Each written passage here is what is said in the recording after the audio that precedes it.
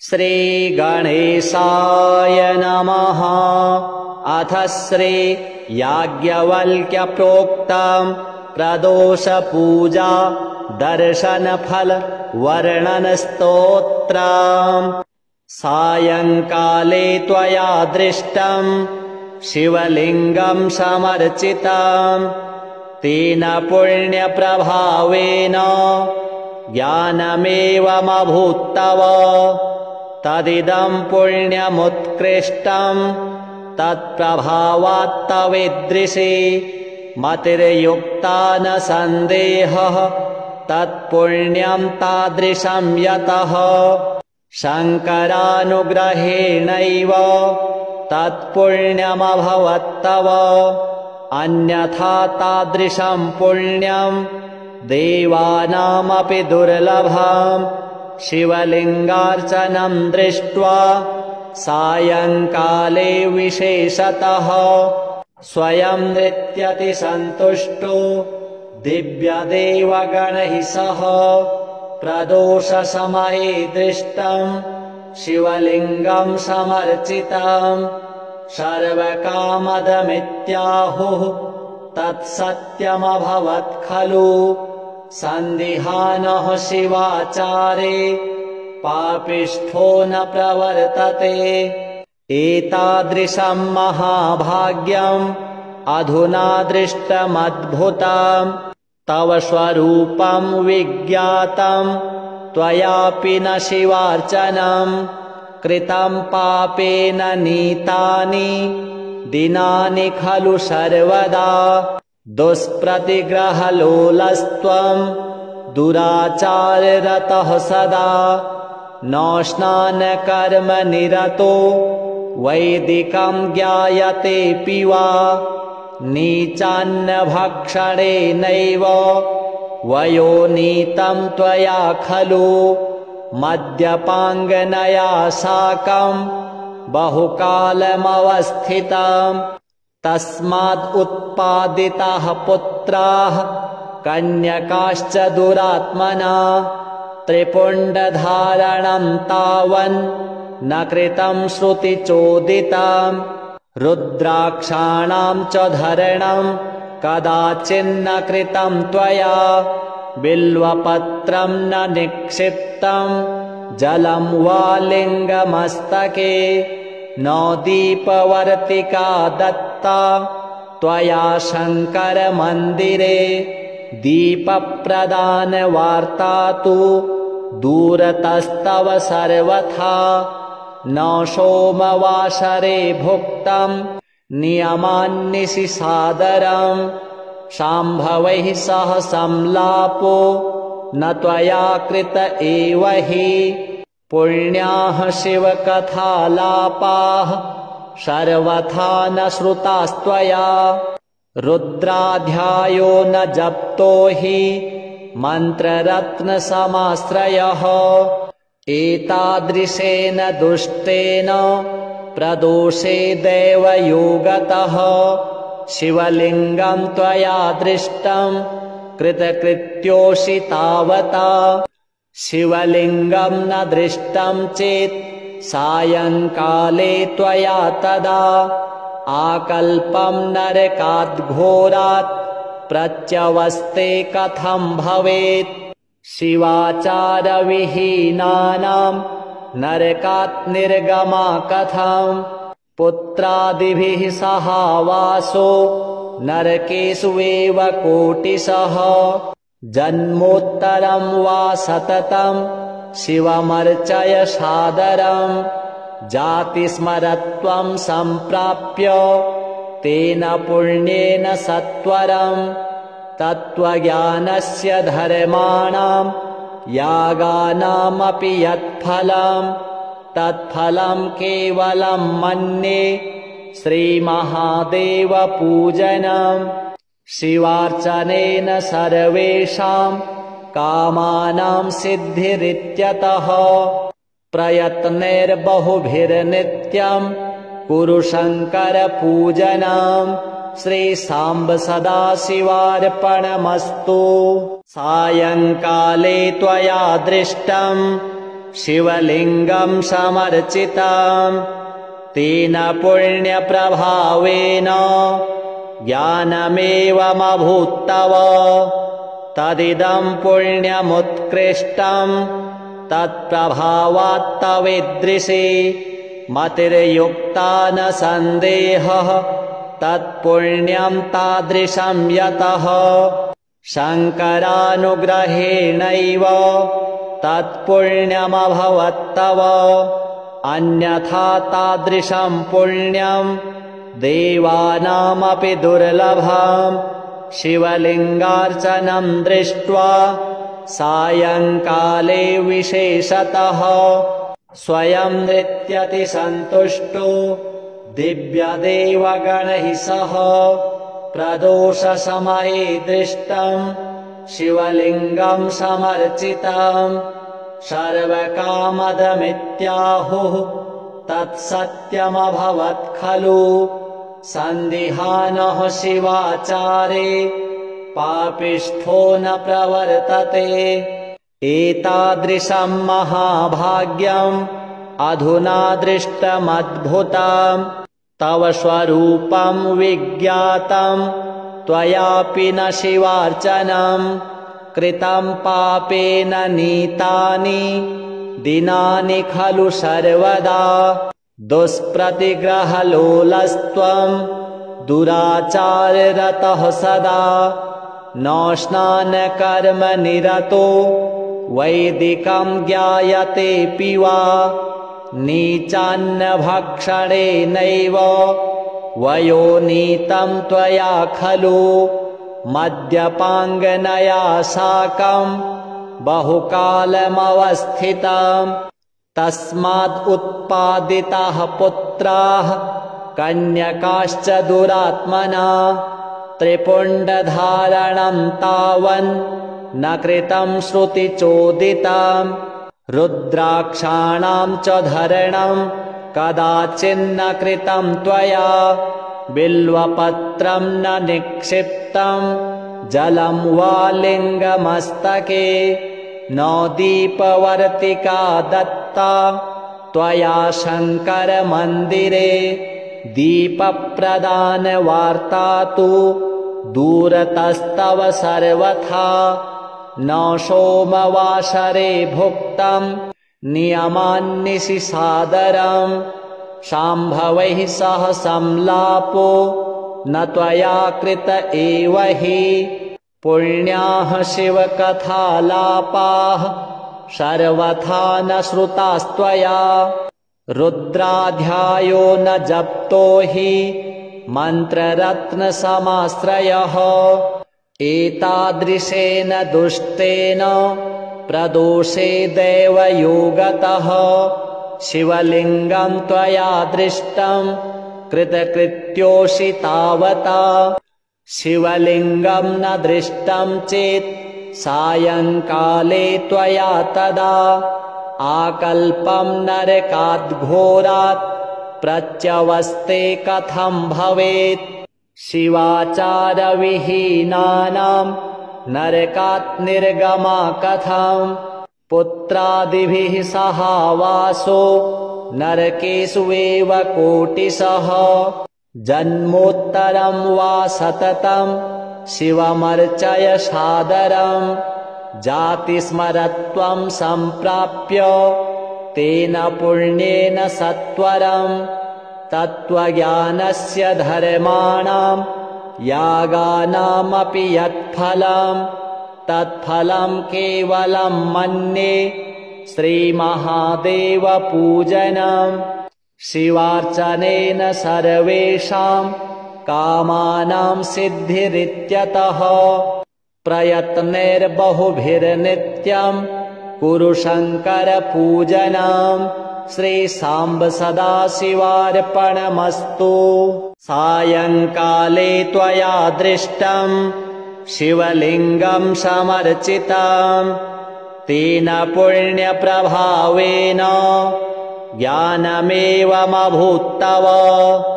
तदिदं पुण्यमुत्कृष्टं तत्प्रभावात्तवीदृशी मतिर्युक्ता न सन्देहः तत्पुण्यं तादृशं यतः शङ्करानुग्रहेणैव तत्पुण्यमभवत्तव अन्यथा तादृशं पुण्यं देवानामपि दुर्लभम् शिवलिङ्गार्चनं दृष्ट्वा सायङ्काले विशेषतः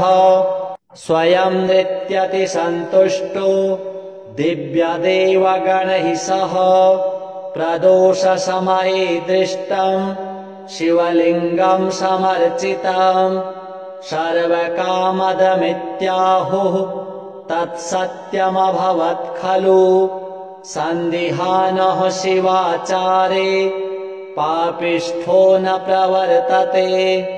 एतादृशं महाभाग्यम्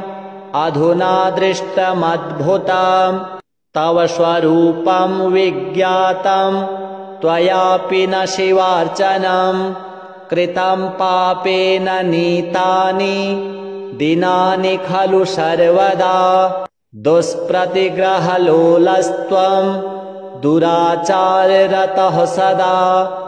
न स्नानकर्म निरतो वैदिकं ज्ञायतेऽपि वा नीचान्नभक्षणेनैव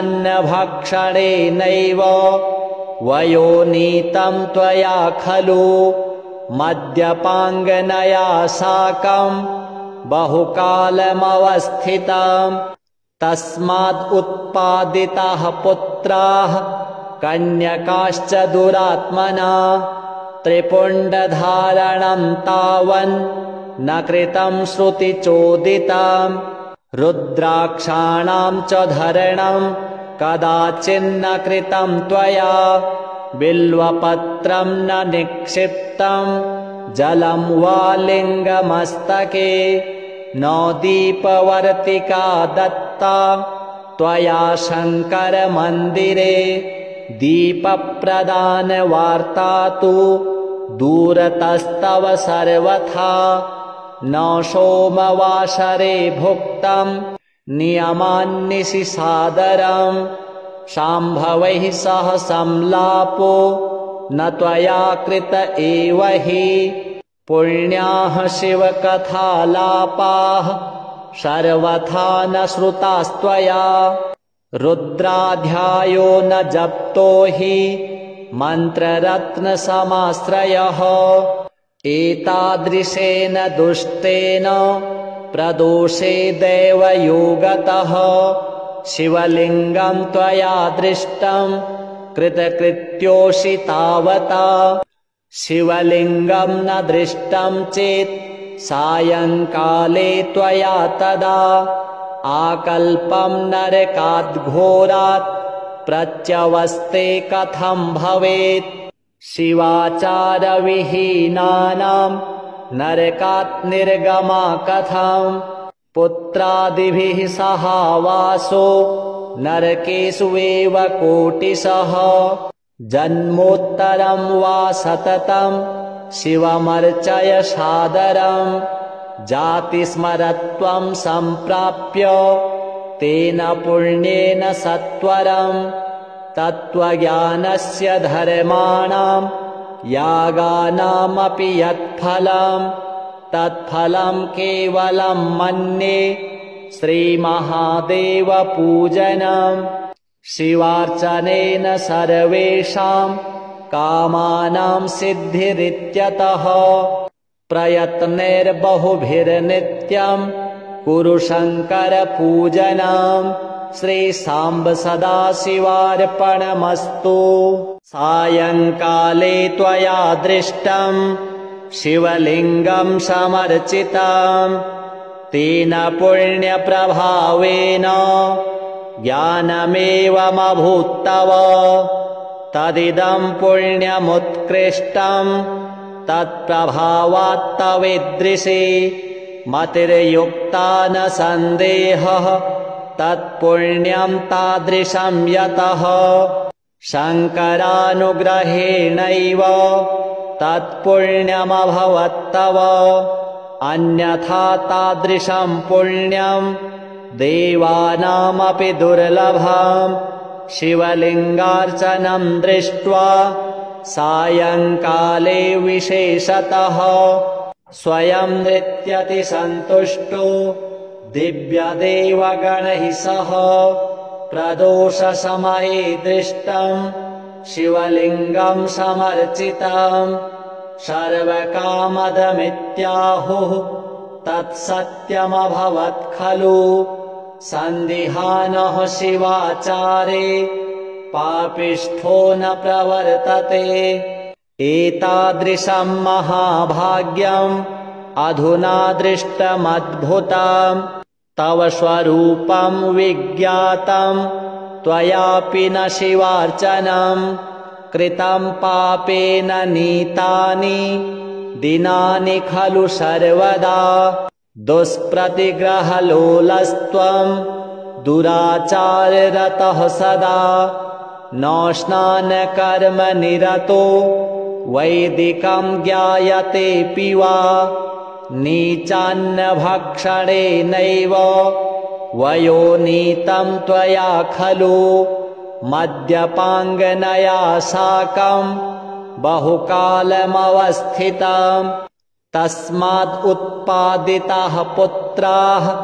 कन्यकाश्च दुरात्मना त्रिपुण्डधारणम् तावन् न कृतम् श्रुतिचोदितम् रुद्राक्षाणाम् च धरणम् कदाचिन्न कृतम् त्वया बिल्वपत्रम् न निक्षिप्तम् जलम् वा लिङ्गमस्तके न दीपवर्तिका दत्ता त्वया शङ्करमन्दिरे दीपप्रदानवार्ता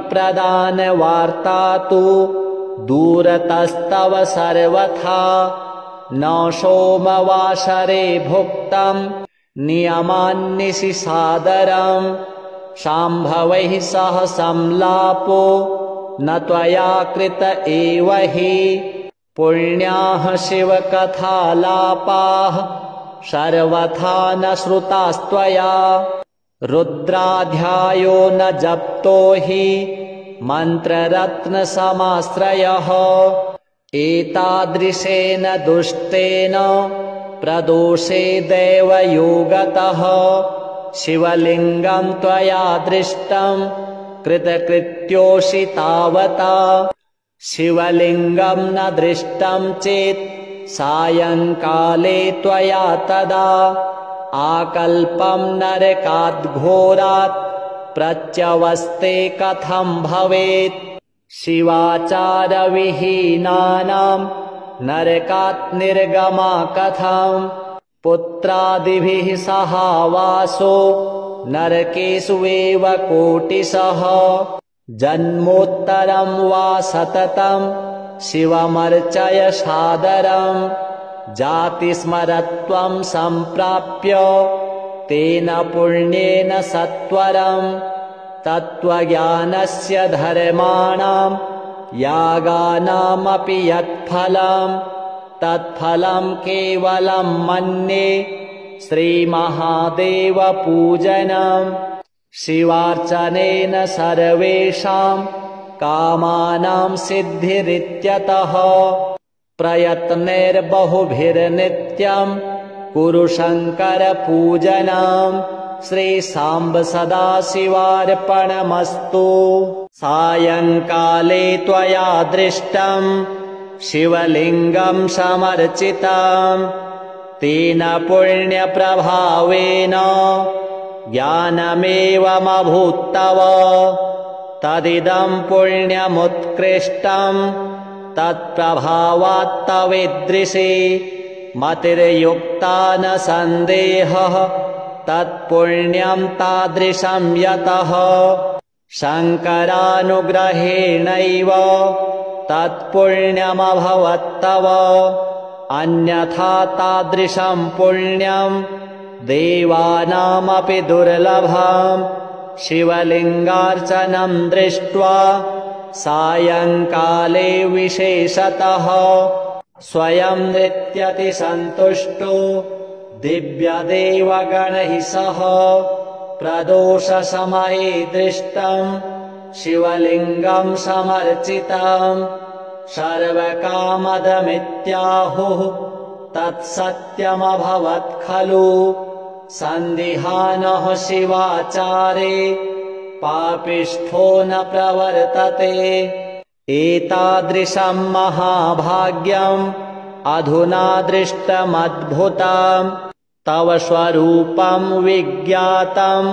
त्वयापि न शिवार्चनं कृतं पापेन नीतानि दिनानि खलु सर्वदा दुष्प्रतिग्रहलोलस्त्वं दुराचाररतः सदा न स्नानकर्म निरतो वैदिकं ज्ञायतेऽपि वा नीचान्नभक्षणेनैव वयोनीतं त्वया खलु मद्यपाङ्गनया साकं बहुकालमवस्थितम् तस्माद् उत्पादिताः पुत्राः कन्यकाश्च दुरात्मना त्रिपुण्डधारणं तावन् न कृतं श्रुतिचोदितम् रुद्राक्षाणां च धरणं कदाचिन्न कृतं त्वया बिल्वपत्रं न निक्षिप्तं जलं वा लिङ्गमस्तके न दीपवर्तिका दत्ता त्वया शङ्करमन्दिरे दीपप्रदानवार्ता तु दूरतस्तव सर्वथा न सोमवासरे भुक्तं नियमान्निशि सादरम् शाम्भवैः सह संलापो न त्वया कृत एव हि पुण्याः शिवकथालापाः सर्वथा न श्रुतास्त्वया रुद्राध्यायो न जप्तो हि मन्त्ररत्नसमाश्रयः एतादृशेन दुष्टेन प्रदोषे दैवयोगतः शिवलिङ्गं त्वया दृष्टं कृतकृत्योऽसि तावता शिवलिङ्गं न दृष्टं चेत् सायङ्काले त्वया तदा आकल्पं नरकाद्घोरात् प्रत्यवस्ते कथं भवेत् शिवाचारविहीनानां नरकात् निर्गमा कथं पुत्रादिभिः सहावासो नरकेषु एव कोटिशः जन्मोत्तरं वा सततं शिवमर्चय सादरं जातिस्मरत्वं सम्प्राप्य तेन पुण्येन सत्वरं तत्त्वज्ञानस्य धर्माणां यागानामपि यत्फलं तत्फलं केवलं मन्ये श्रीमहादेवपूजनं शिवार्चनेन सर्वेषां कामानां सिद्धिरित्यतः प्रयत्नैर्बहुभिर्नित्यं कुरु शङ्करपूजनं श्रीसाम्ब सदाशिवार्पणमस्तु। सायङ्काले त्वया दृष्टं शिवलिङ्गं समर्चितं तेन पुण्यप्रभावेन ज्ञानमेवमभूत्तव तदिदं पुण्यमुत्कृष्टं तत्प्रभावात्तवीदृशी मतिर्युक्ता न सन्देहः तत्पुण्यं तादृशं यतः शङ्करानुग्रहेणैव तत्पुण्यमभवत्तव अन्यथा तादृशं पुण्यं देवानामपि दुर्लभम् शिवलिङ्गार्चनं दृष्ट्वा सायङ्काले विशेषतः स्वयं नृत्यति सन्तुष्टो दिव्यदेवगणैः सह प्रदोषसमये दृष्टं शिवलिङ्गं समर्चितं सर्वकामदमित्याहुः तत्सत्यमभवत् खलु सन्दिहानः शिवाचारे पापिष्ठो न प्रवर्तते। एतादृशं महाभाग्यम् अधुना दृष्टमद्भुतम् तव स्वरूपं विज्ञातं त्वयापि न शिवार्चनं कृतं पापेन नीतानि दिनानि खलु सर्वदा दुष्प्रतिग्रहलोलस्त्वं दुराचाररतः सदा न स्नानकर्मनिरतो वैदिकं ज्ञायतेऽपि वा नीचान्नभक्षणेनैव वयोनीतं त्वया खलु मद्यपाङ्गनया साकं बहुकालमवस्थितम् तस्माद् उत्पादिताः पुत्राः कन्यकाश्च दुरात्मना त्रिपुण्डधारणं तावन् न कृतं श्रुतिचोदितं रुद्राक्षाणां च धरणं कदाचिन्न कृतं त्वया बिल्वपत्रं न निक्षिप्तं जलं वा लिङ्गमस्तके न दीपवर्तिका दत्ता त्वया शङ्करमन्दिरे दीपप्रदानवार्ता तु दूरतस्तव सर्वथा न सोमवासरे भुक्तं नियमान्निशि सादरं शाम्भवैः सह संलापो न त्वया कृत एव हि पुण्याः शिवकथालापाः सर्वथा न श्रुतास्त्वया रुद्राध्यायो न जप्तो हि मन्त्ररत्नसमाश्रयः एतादृशेन दुष्टेन प्रदोषे दैवयोगतः शिवलिङ्गं त्वया दृष्टं कृतकृत्योऽसि तावता शिवलिङ्गं न दृष्टं चेत् सायङ्काले त्वया तदा आकल्पं नरकाद्घोरात् प्रत्यवस्ते कथं भवेत् शिवाचारविहीनानां नरकात् निर्गमा कथं पुत्रादिभिः सहावासो नरकेषु एव कोटिशः जन्मोत्तरं वा सततं शिवमर्चय सादरं जातिस्मरत्वं सम्प्राप्य तेन पुण्येन सत्वरं तत्त्वज्ञानस्य धर्माणां यागानामपि यत्फलं तत्फलं केवलं मन्ये श्रीमहादेवपूजनं शिवार्चनेन सर्वेषां कामानां सिद्धिरित्यतः प्रयत्नैर्बहुभिर्नित्यं कुरु शङ्करपूजनं श्रीसाम्ब सदाशिवार्पणमस्तु सायङ्काले त्वया दृष्टं शिवलिङ्गं समर्चितं तेन पुण्यप्रभावेन ज्ञानमेवमभूत्तव तदिदं पुण्यमुत्कृष्टं तत्प्रभावात्तवीदृशी मतिर्युक्ता न सन्देहः तत्पुण्यं तादृशं यतः शङ्करानुग्रहेणैव तत्पुण्यमभवत्तव अन्यथा तादृशं पुण्यं देवानामपि दुर्लभं शिवलिङ्गार्चनं दृष्ट्वा सायङ्काले विशेषतः स्वयं नित्यतिसन्तुष्टो दिव्यदेवगणैः सह प्रदोषसमये दृष्टं शिवलिङ्गं समर्चितं सर्वकामदमित्याहुः तत्सत्यमभवत् खलु सन्दिहानः शिवाचारे पापिष्ठो न प्रवर्तते एतादृशं महाभाग्यम् अधुना दृष्टमद्भुतं तव स्वरूपं विज्ञातं त्वयापि न शिवार्चनं कृतं पापेन नीतानि दिनानि खलु सर्वदा दुष्प्रतिग्रहलोलस्त्वं दुराचाररतः सदा न स्नानकर्मनिरतो वैदिकं ज्ञायतेऽपि वा नीचान्नभक्षणेनैव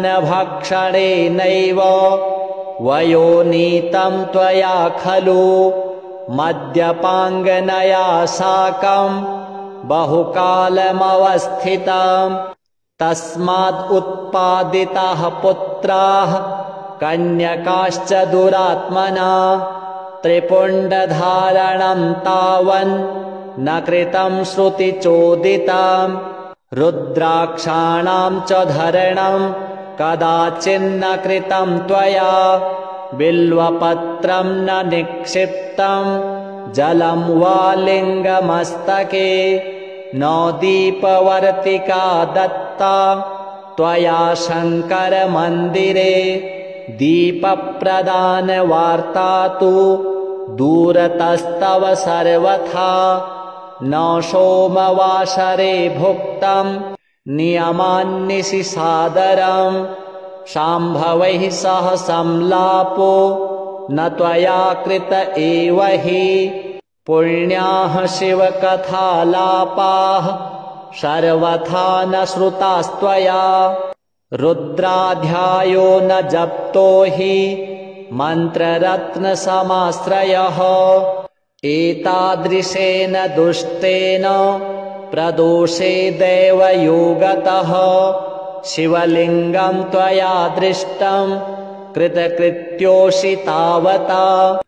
शिवलिङ्गं न दृष्टं चेत् सायङ्काले त्वया तदा आकल्पं नरकाद्घोरात् प्रत्यवस्ते कथं भवेत् शिवाचारविहीनानां नरकात् निर्गमा कथं पुत्रादिभिः सहावासो नरकेषु एव कोटिशः जन्मोत्तरं वा सततं शिवमर्चय सादरं जातिस्मरत्वं सम्प्राप्य तेन पुण्येन सत्वरं तत्त्वज्ञानस्य धर्माणां यागानामपि यत्फलं तत्फलं केवलं मन्ये श्रीमहादेवपूजनं शिवार्चनेन सर्वेषां कामानां सिद्धिरित्यतः प्रयत्नैर्बहुभिर्नित्यं कुरु शङ्करपूजनं श्रीसाम्ब सदाशिवार्पणमस्तु सायङ्काले त्वया दृष्टं शिवलिङ्गं समर्चितं तेन पुण्यप्रभावेन ज्ञानमेवमभूत्तव तदिदं पुण्यमुत्कृष्टं तत्प्रभावात्तवीदृशी मतिर्युक्ता न सन्देहः तत्पुण्यं तादृशं यतः शङ्करानुग्रहेणैव तत्पुण्यमभवत्तव अन्यथा तादृशं पुण्यं देवानामपि दुर्लभम् शिवलिङ्गार्चनं दृष्ट्वा सायङ्काले विशेषतः स्वयं नित्यतिसन्तुष्टो दिव्यदेवगणैः सह प्रदोषसमये दृष्टं शिवलिङ्गं समर्चितं सर्वकामदमित्याहुः तत्सत्यमभवत् खलु सन्दिहानः शिवाचारे पापिष्ठो न प्रवर्तते एतादृशं महाभाग्यम् अधुना दृष्टमद्भुतं तव स्वरूपं विज्ञातं त्वयापि न शिवार्चनं कृतं पापेन नीतानि दिनानि खलु सर्वदा दुष्प्रतिग्रहलोलस्त्वं दुराचाररतः सदा न स्नानकर्मनिरतो वैदिकं ज्ञायतेऽपि वा नीचान्नभक्षणेनैव वयोनीतं त्वया खलु मद्यपाङ्गनया साकं बहुकालमवस्थितं तस्माद् उत्पादिताः पुत्राः पुत्राः कन्यकाश्च दुरात्मना त्रिपुण्डधारणं तावन् न कृतं श्रुतिचोदितं रुद्राक्षाणां च धरणं कदाचिन्न कृतं त्वया बिल्वपत्रं न निक्षिप्तं जलं वा लिङ्गमस्तके न दीपवर्तिका दत्ता त्वया शङ्करमन्दिरे दीपप्रदानवार्ता तु दूरतस्तव सर्वथा न सोमवासरे भुक्तं नियमान्निशि सादरं शाम्भवैः सह संलापो न त्वया कृत एव हि पुण्याः शिवकथालापाः सर्वथा न श्रुतास्त्वया रुद्राध्यायो न जप्तो हि मन्त्ररत्नसमाश्रयः एतादृशेन दुष्टेन प्रदोषे दैवयोगतः शिवलिङ्गं त्वया दृष्टं कृतकृत्योऽसि तावता शिवलिङ्गं न दृष्टं चेत् सायङ्काले त्वया तदा आकल्पं नरकाद्घोरात् प्रत्यवस्ते कथं भवेत् शिवाचारविहीनानां नरकात् निर्गमा कथं पुत्रादिभिः सहावासो नरकेषु एव कोटिशः जन्मोत्तरं वा सततं शिवमर्चय सादरं जातिस्मरत्वं सम्प्राप्य तेन पुण्येन सत्वरं तत्त्वज्ञानस्य धर्माणां यागानामपि यत्फलं तत्फलं केवलं मन्ये श्रीमहादेवपूजनं शिवार्चनेन सर्वेषां कामानां सिद्धिरित्यतः प्रयत्नैर्बहुभिर्नित्यं कुरु शङ्करपूजनं श्रीसाम्ब सदाशिवार्पणमस्तु सायङ्काले त्वया दृष्टं शिवलिङ्गं समर्चितं तेन पुण्यप्रभावेन ज्ञानमेवमभूत्तव तदिदं पुण्यमुत्कृष्टं तत्प्रभावात्तवीदृशी मतिर्युक्ता न सन्देहः तत्पुण्यं तादृशं यतः शङ्करानुग्रहेणैव तत्पुण्यमभवत्तव अन्यथा तादृशं पुण्यं देवानामपि दुर्लभम् शिवलिङ्गार्चनं दृष्ट्वा सायङ्काले विशेषतः स्वयं नृत्यति सन्तुष्टो दिव्यदेवगणैः सह प्रदोषसमये दृष्टं शिवलिङ्गं समर्चितं सर्वकामदमित्याहुः तत्सत्यमभवत् खलु सन्दिहानः शिवाचारे पापिष्ठो न प्रवर्तते एतादृशं महाभाग्यम् अधुना दृष्टमद्भुतं तव स्वरूपं विज्ञातं त्वयापि न शिवार्चनं कृतं पापेन नीतानि दिनानि खलु सर्वदा दुष्प्रतिग्रहलोलस्त्वं दुराचाररतः सदा न स्नानकर्म निरतो वैदिकं ज्ञायतेऽपि वा नीचान्नभक्षणेनैव वयोनीतं त्वया खलु मद्यपाङ्गनया साकं बहुकालमवस्थितं तस्मात् उत्पादिताः पुत्राः कन्यकाश्च दुरात्मना त्रिपुण्डधारणं तावन् न कृतं श्रुतिचोदितं रुद्राक्षाणां च धरणं कदाचिन्न कृतं त्वया बिल्वपत्रं न निक्षिप्तं जलं वा लिङ्गमस्तके न दीपवर्तिका दत्ता त्वया शङ्करमन्दिरे दीपप्रदानवार्ता तु दूरतस्तव सर्वथा न सोमवासरे भुक्तं नियमान्निशि सादरम् शाम्भवैः सह संलापो न त्वया कृत एव हि पुण्याः शिवकथालापाः सर्वथा न श्रुतास्त्वया रुद्राध्यायो न जप्तो हि मन्त्ररत्नसमाश्रयः एतादृशेन दुष्टेन प्रदोषे दैवयोगतः शिवलिङ्गं त्वया दृष्टं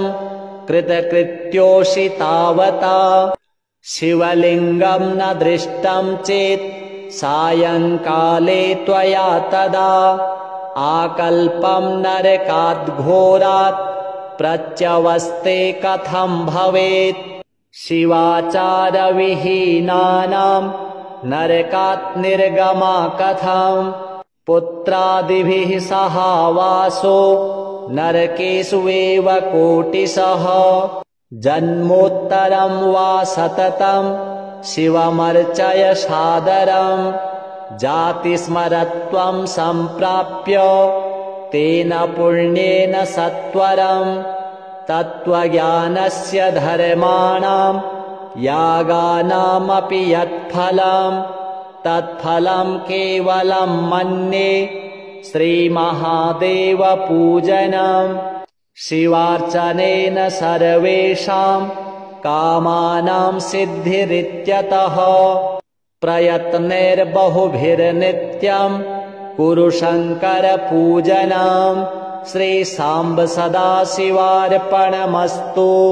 सायङ्काले त्वया दृष्टं शिवलिङ्गं समर्चितं तेन पुण्यप्रभावेन ज्ञानमेवमभूत्तव तदिदं पुण्यमुत्कृष्टं तत्प्रभावात्तवीदृशी मतिर्युक्ता न सन्देहः तत्पुण्यं तादृशं यतः शङ्करानुग्रहेणैव तत्पुण्यमभवत्तव अन्यथा तादृशं पुण्यं देवानामपि दुर्लभम् शिवलिङ्गार्चनं दृष्ट्वा सायङ्काले विशेषतः स्वयं नित्यतिसन्तुष्टो दिव्यदेवगणैः सह प्रदोषसमये दृष्टं शिवलिङ्गं समर्चितं सर्वकामदमित्याहुः तत्सत्यमभवत् खलु सन्दिहानः शिवाचारे पापिष्ठो न प्रवर्तते एतादृशं महाभाग्यम् अधुना दृष्टमद्भुतं तव स्वरूपं विज्ञातं त्वयापि न शिवार्चनं कृतं पापेन नीतानि दिनानि खलु सर्वदा दुष्प्रतिग्रहलोलस्त्वं दुराचाररतः सदा न स्नानकर्म निरतो वैदिकं ज्ञायतेऽपि वा नीचान्नभक्षणेनैव वयोनीतं त्वया खलु मद्यपाङ्गनया साकं बहुकालमवस्थितं तस्माद् उत्पादिताः पुत्राः कन्यकाश्च दुरात्मना त्रिपुण्डधारणं तावन् न कृतं श्रुतिचोदितं रुद्राक्षाणां च धरणं कदाचिन्न कृतं त्वया बिल्वपत्रं न निक्षिप्तं जलं वा लिङ्गमस्तके न दीपवर्तिका दत्ता त्वया शङ्करमन्दिरे दीपप्रदानवार्ता तु दूरतस्तव सर्वथा न सोमवासरे भुक्तं नियमान्निशि सादरम् शाम्भवैः सह संलापो न त्वया कृत एव हि पुण्याः शिवकथालापाः सर्वथा न श्रुतास्त्वया रुद्राध्यायो न जप्तो हि मन्त्ररत्नसमाश्रयः एतादृशेन दुष्टेन प्रदोषे दैवयोगतः शिवलिङ्गं त्वया दृष्टं कृतकृत्योऽसि तावता शिवलिङ्गं न दृष्टं चेत् सायङ्काले त्वया तदा आकल्पं नरकाद्घोरात् प्रत्यवस्ते कथं भवेत् शिवाचारविहीनानां नरकात् निर्गमा कथं पुत्रादिभिः सहावासो नरकेषु एव कोटिशः जन्मोत्तरं वा सततं शिवमर्चय सादरं जातिस्मरत्वं सम्प्राप्य तेन पुण्येन सत्वरं तत्त्वज्ञानस्य धर्माणां यागानामपि यत्फलं तत्फलं केवलं मन्ये श्रीमहादेवपूजनं शिवार्चनेन सर्वेषां कामानां सिद्धिरित्यतः प्रयत्नैर्बहुभिर्नित्यं कुरु शङ्करपूजनं श्रीसाम्ब सदाशिवार्पणमस्तु सायङ्काले त्वया दृष्टं शिवलिङ्गं समर्चितं तेन पुण्यप्रभावेन ज्ञानमेवमभूत्तव तदिदं पुण्यमुत्कृष्टं तत्प्रभावात्तवीदृशे मतिर्युक्ता न सन्देहः तत्पुण्यं तादृशं यतः शङ्करानुग्रहेणैव तत्पुण्यमभवत्तव अन्यथा तादृशं पुण्यं देवानामपि दुर्लभं शिवलिङ्गार्चनं दृष्ट्वा सायङ्काले विशेषतः स्वयं नित्यतिसन्तुष्टो दिव्यदेवगणैः सह प्रदोषसमये दृष्टं शिवलिङ्गं समर्चितं सर्वकामदमित्याहुः तत्सत्यमभवत् खलु सन्दिहानः शिवाचारे पापिष्ठो न प्रवर्तते एतादृशं महाभाग्यम् अधुना दृष्टमद्भुतं तव स्वरूपं विज्ञातं त्वयापि न शिवार्चनं कृतं पापेन नीतानि दिनानि खलु सर्वदा दुष्प्रतिग्रहलोलस्त्वं दुराचाररतः सदा न स्नानकर्मनिरतो वैदिकं ज्ञायतेऽपि वा नीचान्नभक्षणेनैव वयोनीतं त्वया खलु मद्यपाङ्गनया साकं बहुकालमवस्थितं तस्माद् उत्पादिताः पुत्राः कन्यकाश्च दुरात्मना त्रिपुण्डधारणं तावन् न कृतं श्रुतिचोदितं रुद्राक्षाणां च धरणं कदाचिन्न कृतं त्वया बिल्वपत्रं न निक्षिप्तं जलं वा लिङ्गमस्तके न दीपवर्तिका दत्ता त्वया शङ्करमन्दिरे दीपप्रदानवार्ता तु दूरतस्तव सर्वथा न सोमवासरे भुक्तं नियमान्निशि सादरं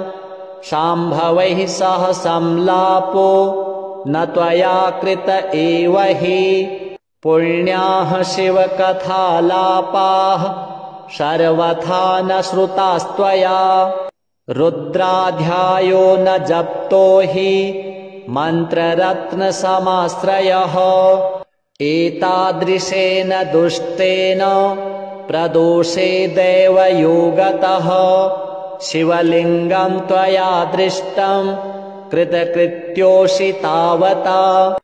शिवलिङ्गं न दृष्टं चेत् सायङ्काले त्वया तदा आकल्पं नरकाद्घोरात् प्रत्यवस्ते कथं भवेत् शिवाचारविहीनानां नरकात् निर्गमा कथं पुत्रादिभिः सहावासो नरकेषु एव कोटिशः जन्मोत्तरं वा सततं शिवमर्चय सादरम् जातिस्मरत्वं सम्प्राप्य तेन पुण्येन सत्वरं तत्त्वज्ञानस्य धर्माणां यागानामपि यत्फलं तत्फलं केवलं मन्ये श्रीमहादेवपूजनं शिवार्चनेन सर्वेषां कामानां सिद्धिरित्यतः प्रयत्नैर्बहुभिर्नित्यं कुरु शङ्करपूजनं श्रीसाम्ब सदाशिवार्पणमस्तु।